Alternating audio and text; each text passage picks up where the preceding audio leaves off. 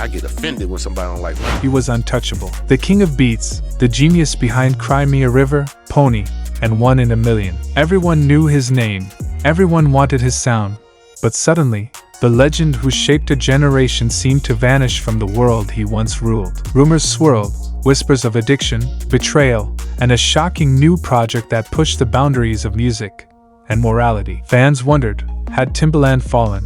Or was he hiding something far darker? What if the beats you loved weren't just music anymore, but part of a game no one fully understood? Tonight, we unravel the story of a man who conquered the charts, and then found himself at war with his own legacy. A guy that was just trying to really... He wasn't always a legend.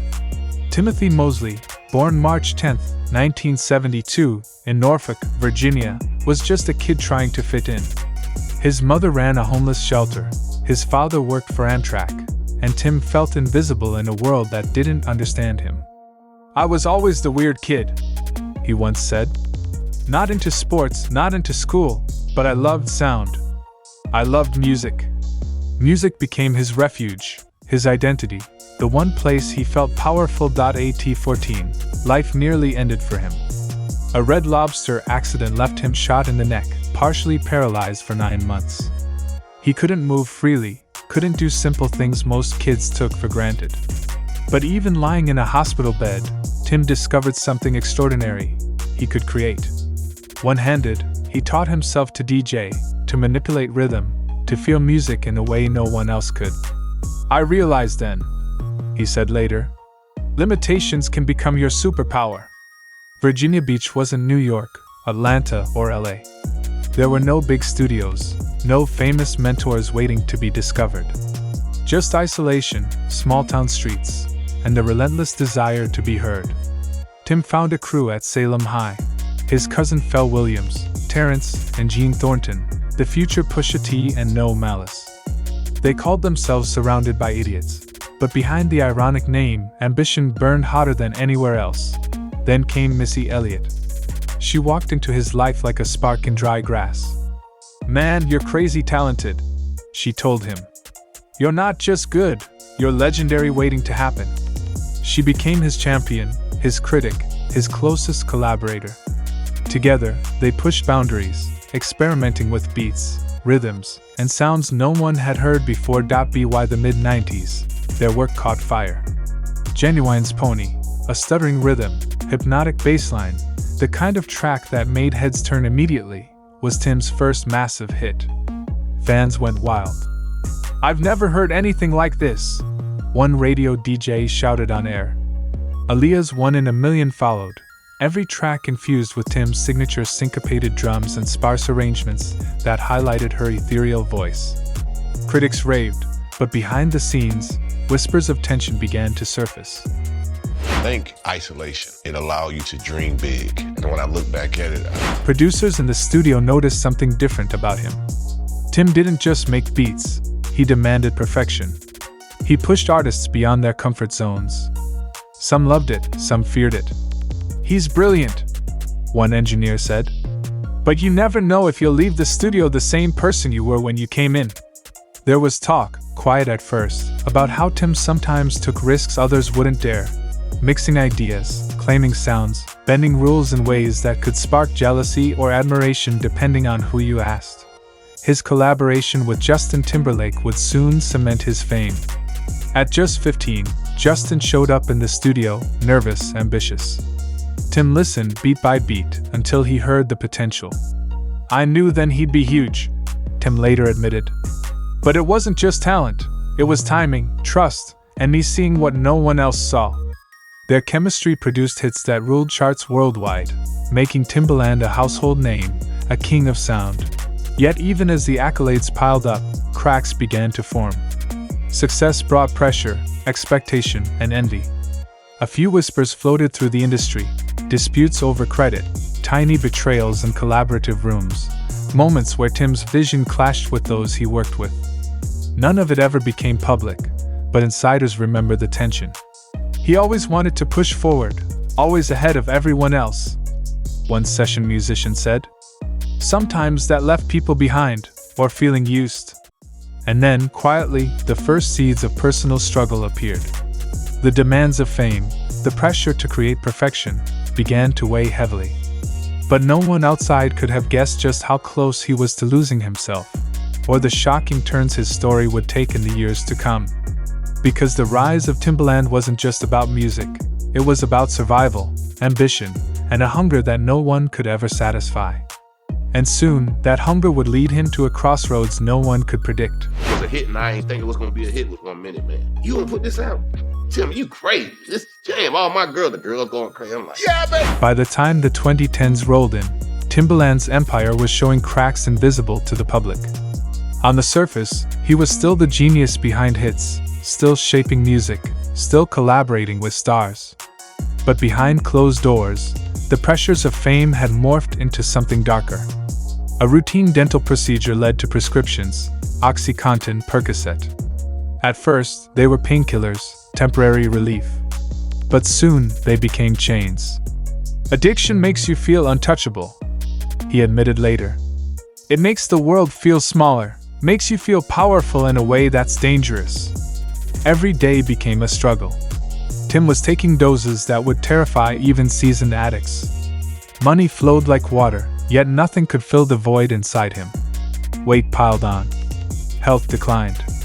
Creativity, once razor-sharp, became foggy. Songs that would have once defined a generation now sounded competent, but soulless. And worse, his marriage to Monique Idlet Mosley began to crumble.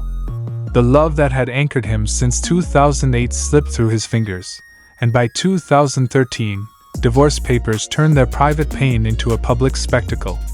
Custody battles, financial disputes, and lingering resentment painted a picture of a man at war with himself. Even as personal demons raged, Timbaland refused to disappear completely. He clung to his craft, but the industry had changed. New producers emerged from bedrooms with laptops, redefining sound with trap drums and hi-hats. The rhythmic stutters that once made him a pioneer were suddenly old-fashioned.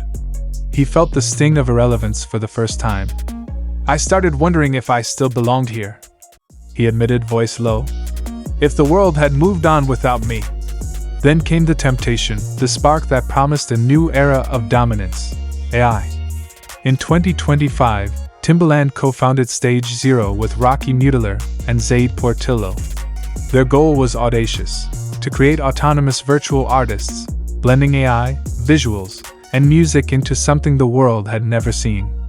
Tada Takumi, the first creation, was breathtaking: pink hair, metallic skin, futuristic beats, a persona alive yet entirely digital. But genius, as always, came with risk. Critics were relentless.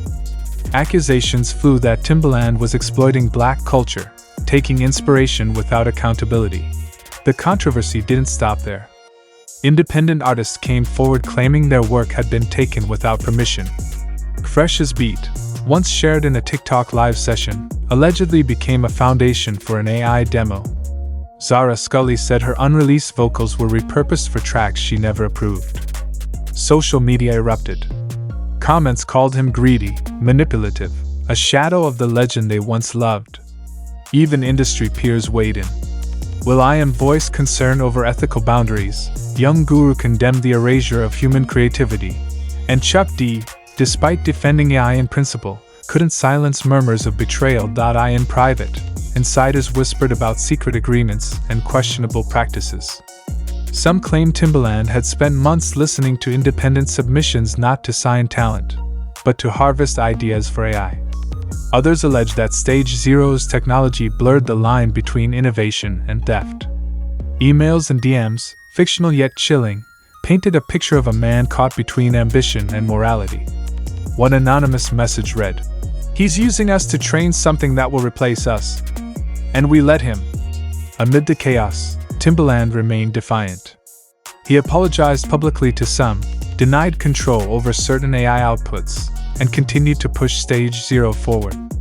"I'm not trying to replace humans," he said in an interview. "I'm enhancing creativity. This is the future." But the words fell flat. Fans remembered the beats that made them fall in love, the soul-infused rhythms that AI could never replicate. They mourned the man they once knew, the visionary who had once been untouchable, now standing at the edge of a controversy that threatened everything he had built. By mid-2025, the lines between innovation and betrayal blurred.